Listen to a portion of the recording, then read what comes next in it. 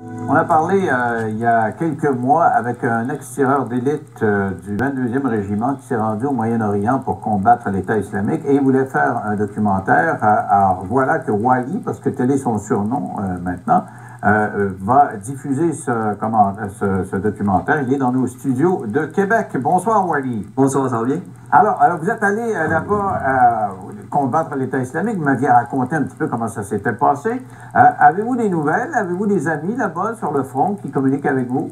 Ah oui, ben Colin, regarde, tu me surprends avec cette question-là. Oui, j'ai des contacts là-bas. Je continue les interactions. En fait, c'est un peu spécial parce que, tu sais, je vois des nouvelles de la guerre, donc des attaques contre Mossoul, des opérations militaires, des images de cadavres, etc. Puis parallèlement à ça, je vois d'autres personnes qui sont des fois à 1 heure de route du front, qui parlent qui envoient des photos de mariage, qui envoient des photos de leur université, un peu de tout ça. Donc c'est vraiment un monde contrasté. Puis d'ailleurs, c'est un monde que ce contraste-là, je le montre dans le documentaire d'ailleurs. Alors, qu'est-ce que tu dis de Donald Trump qui disait on aurait dû, ils ont fait une erreur stratégique là-bas. Ça aurait dû être une attaque surprise de Mossoul et ils ont annoncé des jours avant, OK, on va attaquer. C'est une gang d'incompétents militaires qui ne savent pas ce qu'ils ont. Qu'est-ce que tu dis de ça?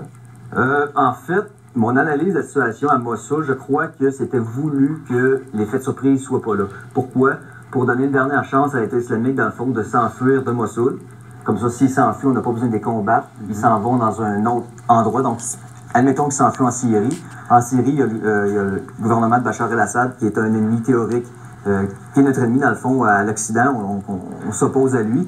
Donc si l'État islamique, admettons, dans le meilleur des scénarios, s'enfuyait en Syrie, ben, il irait combattre un autre ennemi. Donc on ferait une pillade de coups. Donc moi, je pense que c'est intentionnel dans le fond. Là. Et voir ces développements-là, est-ce que ça donne le goût d'y retourner? Ah oui, absolument. Là, je suis fait pour ça. Là. Ah ouais? C'est comme un pompier qui voit un incendie à l'horizon. C'est comme, tu sais, en moi, il faut que j'y aille, il faut que je fasse quelque chose, si je peux. Là c'est sûr qu'il faut que je me concentre sur le documentaire, mais c'est sûr que je ne vous cacherai pas que j'aimerais ça y retourner. Attends, toi, tu m'avais dit, écoute, j'ai l'impression que si on donne vraiment une offensive là, concertée, ce ne serait pas très long. Ils sont beaucoup plus organisés qu'on pense. Alors, qu'est-ce que tu penses du fait qu'à Mossoul, quand même, c'est assez long? Là, puis... Oui, c'est long, mais ça va quand même bien. Donc, on progresse. Mais ça, c'est le plus dur qu'on va avoir. C'est quand même une progression lente parce que c'est urbain.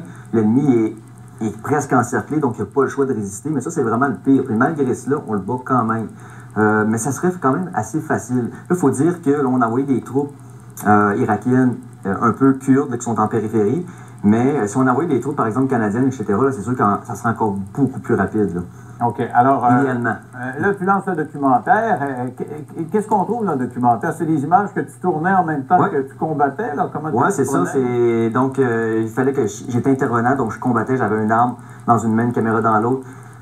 Évidemment, c'est super dur de faire les deux, c'est super drainant. À la fin des journées, là, durant les attaques, etc., j'étais complètement drainé. J'avais plus d'énergie. Je me rappelle, une fois, j'étais assis par terre, puis je pouvais quasiment plus me lever. J'étais complètement exténué. Là, c'est vraiment mon parcours qu'on voit. Donc, moi, j'informe. Mon but, c'est pas vraiment d'informer. Je montre pas de carte, j'explique pas tant que ça les lieux. C'est pas ça que je veux. Je veux vraiment qu'on ressente, qu'on voit ce que je voyais, qu'est-ce que je vivais dans le fond. Là. Que ce soit en arrivant là-bas, donc le saut vers l'inconnu. Après ça, c'est quand tu rentres en contact avec des troupes. Puis après ça, c'est quand tu rentres en contact avec d'autres Américains, d'autres personnes, d'autres volontaires qui ont fait comme toi. Tout ce processus-là, l'inconnu, vivre avec les Kurdes, c'est quoi la vie? C'est quoi la vie derrière le front? Comment que les Kurdes, qu'est-ce qu'ils pensent de nous autres? Donc, évidemment, les opérations militaires, tout ça. Et il y en a beaucoup des volontaires comme toi là-bas? C'est sûr que oui, il y en a quand même. Il y en a quelques centaines. Le chiffre exact, je ne me rappelle plus, mais peut-être si on prenait du début à la fin, il y en a à l'œil, il y en a peut-être, je dirais, 1500 en tout et pour tout. Mais ça, il faut dire que c'est tout le monde entier. C'est tous les volontaires du monde entier qui veulent aller combattre contre l'État islamique. Donc, dans un certain sens, c'est pas tant que ça. Mais oui, il y en a. Alors, dans ton documentaire, est-ce que les membres de l'État islamique, tu les présentes comme les méchants, parce que c'est l'ennemi, là, quand même? Est-ce qu'on en voit? Est-ce que tu réussis à en filmer? Parce que tu es de l'autre côté. Oui. Ben, en fait, là, on les voit, des fois, on les voit prisonniers. Je les filme juste à côté, là. On les voit, tu vois qu'ils sont vraiment pas contents avec là, ils ne traitent pas pantoute. Puis ils sont attachés, ils ont un sac de sable sur la tête, là, puis ils sont là, puis on les a pris prisonniers. Donc on en voit là. On voit aussi des opérations contre eux autres. Donc, on voit aussi qu'est-ce qu'ils sont prêts à faire contre la population. Donc ils sont prêts, l'État islamique, à tuer la population. Si on le voit dans le documentaire. Je le censure pas. Ça, c'est vraiment des Quand tu as images. vu ça, toi, tu arrives sur place, puis tu vois des enfants morts, des choses du genre? Absolument, absolument. Ouais, ouais. C'est ça. Là, j'en parle, j'ai peut-être l'air un peu détaché, là, mais. C'est ça que j'allais te demander, t'as pas de choc post-traumatique ou je sais pas quoi, là? Non, mais ça, je sais pas pourquoi. Je sais pas. Je comprends pas pourquoi je suis pas traumatisé. En tout cas, je ne crois pas l'être. Mais je me rappelle là, quand je voyais des enfants morts, les petits-enfants qui crient autour, le papa qui tient sa petite fille qui est complètement en larmes. Je veux dire, juste quand j'ai revu ces images-là, quand je suis revenu, ça a pris du temps avant de m'habituer. Tu sais, là, c'est sûr que j'ai tellement vu de fois parce que j'ai fait le montage, j'ai tout fait le travail.